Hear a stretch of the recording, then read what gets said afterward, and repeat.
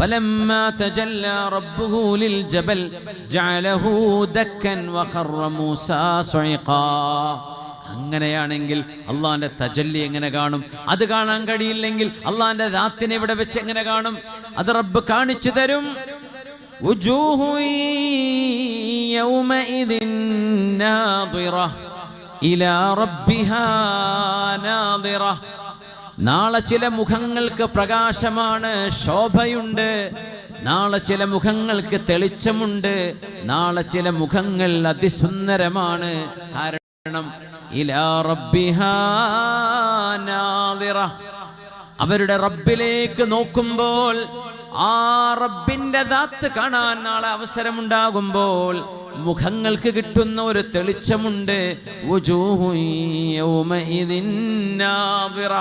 നമ്മൾ അതിനു വേണ്ടി കാത്തിരിക്കുന്നവരാണ് ഇൻഷാ അല്ലാഹ്. ഉമ്മയുടെ ഗർഭത്തിലിരിക്കുന്ന കുഞ്ഞിനോടെ ഇവിടെ ഭൂമിന്റെ മോനെ നിനക്ക് പന്ത് കളിക്കാൻ പറ്റുന്ന സ്ഥലം വരാനുണ്ട് എന്ന് പറഞ്ഞാൽ ആ കുട്ടി പറയും, വെറുതെ ഞാനിവിടെ ഇരുന്നോട്ടെ, എനിക്കൊരു കുഴപ്പമില്ലല്ലോ. എന്തിനാ അതൊക്കെ അല്ല മോനെ, നിന്റെ കൈയൊക്കെ നിനക്ക് സ്ട്രെച്ച് ചെയ്യേണ്ടപ്പോ ഇങ്ങനെയല്ലേ ഇരിക്കണത്. കൈയൊക്കെ സ്ട്രെച്ച് ചെയ്ത് നിനക്ക് ഒരു പക്ഷെ ഹൈ ജമ്പും ലോങ് ജമ്പും ഒക്കെ ചെയ്ത് നീന്തി തുടിക്കാൻ പറ്റുന്ന കുളങ്ങള്, പന്ത് കളിക്കാൻ പറ്റുന്ന സ്ഥലം, ഫുട്ബോൾ കോർട്ടുകള്, ടേബിൾ ടെന്നീസ്, ബാസ്കറ്റ് ബോൾ കോർട്ടുകള്,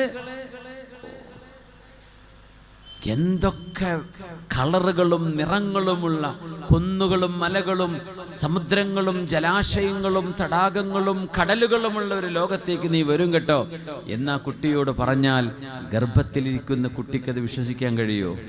ഞാൻ കാണാത്തൊരു ലോകം എന്തിനാ വെറുതെ പറയുന്നത്, എന്തിനാണ് ഇങ്ങനെ ബോധി വെപ്പിക്കുന്നത് ചോദിച്ചാൽ, അതുപോലെയാണ് ഇവിടെ നിന്നുകൊണ്ട് ആഖിറത്തിന്റെ വിഷയം പറയുന്നത് എന്ന് മഹാന്മാർ പറയാറുണ്ട്. ഇവിടെ നിൽക്കുമ്പോഴേ അതൊക്കെ ഉണ്ടോ? ഗർഭത്തിലിരിക്കുന്ന കുഞ്ഞിന് തോന്നിയത് അതായിരിക്കണം. ഇനി വലിയൊരു ലോകത്തേക്ക് ഞാൻ പോവുകയാണ് ഇത് പറഞ്ഞാൽ കുട്ടിക്ക് വിശ്വസിക്കാൻ പറ്റിക്കൊള്ളുന്നില്ല. പക്ഷേ ജനിച്ചു വീണപ്പോ എന്നാ പിന്നെ ഇനി ഉമ്മയുടെ വയറ്റിലേക്ക് തന്നെ തിരിച്ചു പോയാലോ എന്ന് ആരെങ്കിലും ആഗ്രഹിക്കോ? പറ്റില്ല. എന്ന പോലെ ആഖിറത്തിൽ എത്തിപ്പെട്ട ഒരു മനുഷ്യൻ സ്വർഗത്തിലെത്തിയാൽ ഒരിക്കലും എനിക്കൊന്ന് ഭൂമിയിലേക്ക് തിരിച്ചു പോകണം എന്ന് ഒരിക്കലും ആഗ്രഹിക്കുക പോലുമില്ലെന്നാണ്. ഇതുപോലെ just like a baby wouldn't want to go back into the womb of a mother, അതുപോലെയാണ് ഈ ലോകവും നാളത്തെ പരലോകവും കിടക്കുന്ന ബന്ധമെന്ന്. സുബ്ഹാനല്ലാഹ്.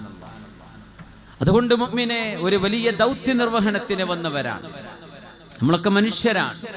അതുകൊണ്ട് സ്നേഹബന്ധങ്ങൾ ഉടഞ്ഞു പോകുന്ന ഈ ലോകത്ത് മാതൃ പിതൃ ബന്ധങ്ങളെ, കുടുംബ ബന്ധങ്ങളെ, സൗഹൃദ ബന്ധങ്ങളെ നന്മയുടെ കരടിൽ ചേർത്ത് പിടിക്കേണ്ട സമയമാണ്.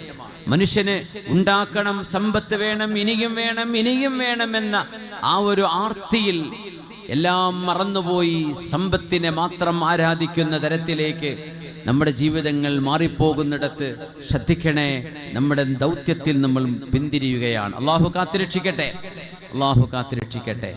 മഹാനായ റസൂലുള്ളാഹി സ്വല്ലല്ലാഹു അലൈഹി വസല്ലം തങ്ങളുടെ ജീവിതത്തിൽ നിന്നുള്ള വലിയ മനോഹരമായ പാഠങ്ങൾ നമുക്ക് ഒരുപാട് പഠിക്കാനുണ്ട്.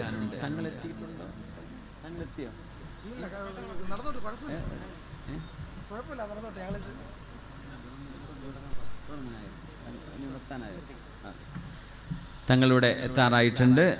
ഇൻഷാ അല്ലാഹ് നമ്മുടെ പോലീസ് സ്റ്റേഷനുകൾ ഇന്ന സമയത്ത് ഞങ്ങൾ പരിപാടി കൺക്ലൂഡ് ചെയ്യും എന്ന് പറയുന്നത് ആ വാക്ക് പാലിക്കേണ്ടതുണ്ടല്ലോ. അതുകൊണ്ട് ഇൻഷാ അല്ലാഹ് നമുക്ക് ദുആ മജ്ലിസ് കൂടെ ഇവിടെ നടക്കണം. അത് മനോഹരമായി നമ്മൾ ഇതിലൊക്കെ ബില്യൺ കണക്കിന് പ്രകാശവർഷങ്ങൾ അങ്ങനെ കിടക്കുന്ന ബില്യൺ കണക്കിന് ഗാലക്സികള്, ഇതെല്ലാം നിങ്ങളുടെ കൽബിലേക്കൊന്ന് കൊണ്ടുവന്നാൽ വലിയൊരു മരുഭൂമിയെ കൂടെ സങ്കല്പിക്കുക. ആ മരുഭൂമിയുടെ നടുവിൽ ഒരു വളയുണ്ട്, ഒരു വള, ഒരു റിങ് അല്ലെങ്കിൽ ഒരു ചെറിയ ബ്രേസ്ലെറ്റ്. വിശാലമായ മരുഭൂമി, കണ്ണെത്താ ദൂരം കിടക്കുന്ന മരുഭൂമിയുടെ നടുവിൽ എവിടെയോ ഒരു ചെറിയ ഒരു ഹലഖ, ഒരു റിങ്.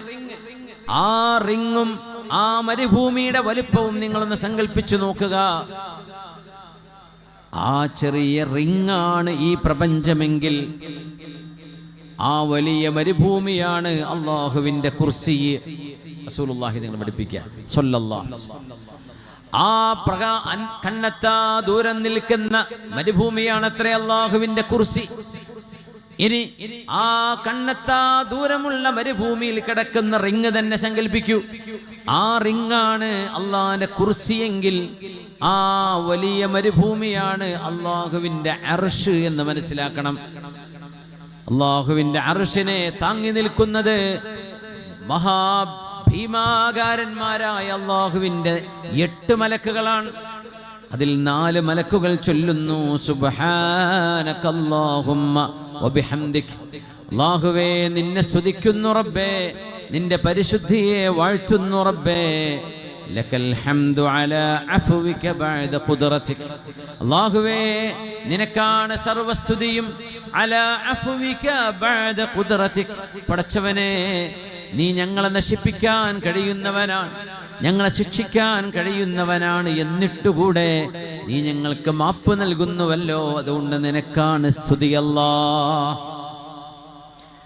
സുബ്ഹാനകല്ലാഹുമ്മ വബിഹംദിക് ലക്കൽ ഹംദു അലാ അഫ്വിക ബഅദ ഖുദ്റതിക്.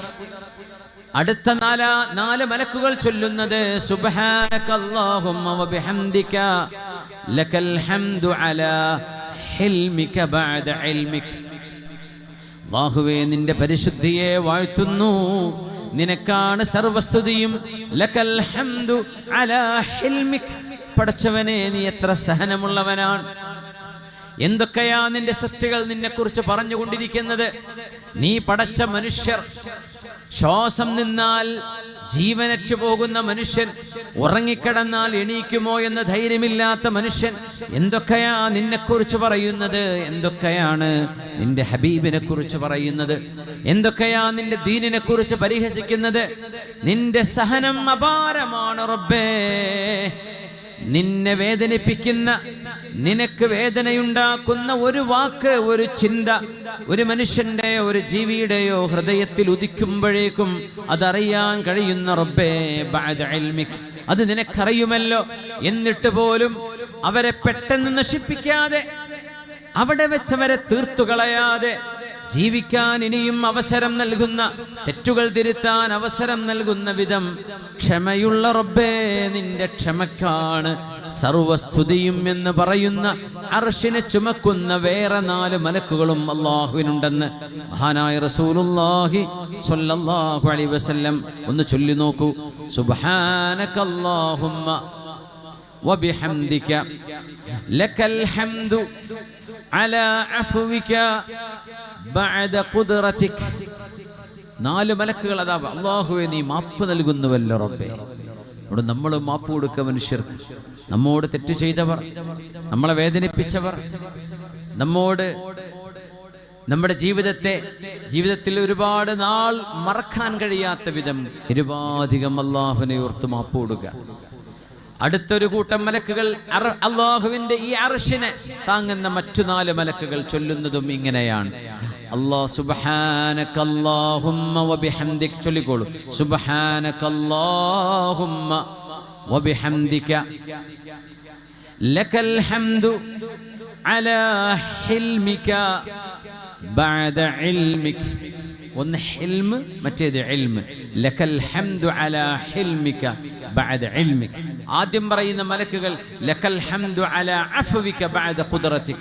അല്ലാഹു മാപ്പ് നൽകുന്നവനാണ്. ഇവിടെ പറയുന്നു റബ്ബേ നീ എത്ര ക്ഷമയുള്ളവനാണ്. അതുകൊണ്ട് വതവാസൗ ബിൽ ഹഖ് വതവാസൗ ബിസ്സബ്ർ. ശുദ്ധ ഖുർആനിന്റെ സൂറകളിൽ ഒരു ചെറിയ സൂറയാണല്ലോ സൂറത്തുൽ അസ്ർ. വൽ അസ്ർ, കാലത്തെ തന്നെയാണ് സത്യം. ഇന്നൽ ഇൻസാന ലഫീ ഖുസ്ർ.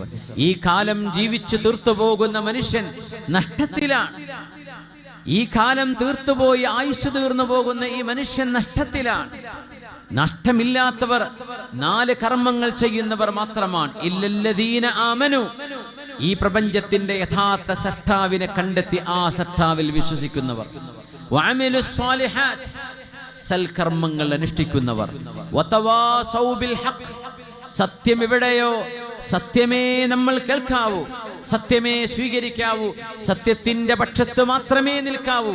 നമ്മൾ നിൽക്കുന്ന നമ്മുടെ ന്യായമോ നമ്മുടെ വാദമോ സത്യമല്ലെങ്കിൽ അതിനെ എടുത്തു കളയണം. സത്യത്തിന്റെ ഓരം ചേർന്ന് നിൽക്കുന്നവർ, വതവാസൗ ബിസ്സബ്ർ, ക്ഷമിക്കണം എന്ന് പരസ്പരം പറയുന്നവർ, ക്ഷമ പരസ്പരം ഉപദേശിക്കുന്നവർ, സത്യമേ കൊണ്ടു നടക്കാവൂ എന്ന് പരസ്പരം ഉപദേശിക്കുന്നവർ. രണ്ട് ഉപദേശമാ പറഞ്ഞു, ഒന്ന് സത്യം, ഒന്ന് ക്ഷമ, പിന്നെ ഒന്ന് സൽക്കർമ്മങ്ങൾ അനുഷ്ഠിക്കുന്നവർ, മറ്റൊന്ന് ഖൽബിൽ ഈമാനുള്ളവർ.